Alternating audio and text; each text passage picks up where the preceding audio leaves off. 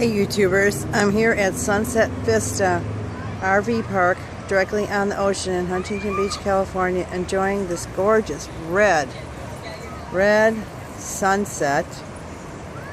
Here's over there, and I have a little barbecue going with a baked potato under there. Hopefully that will make a baked potato.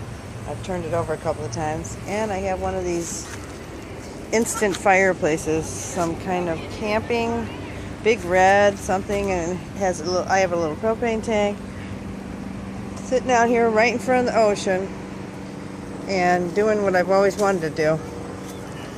Enjoy life this way instead of worrying about bills, other problems, every single thing that you could think of. So all I'm thinking right now is that gorgeous red sunset, nice fire. There's people on the beach with fire rings, and I've got mine as an instant fireplace, so having a good time. I'll just show you the let's see what the potato looks like. Alright, let me pull this up with the I have one of these cast iron pans on top of the potato, so it's cooking.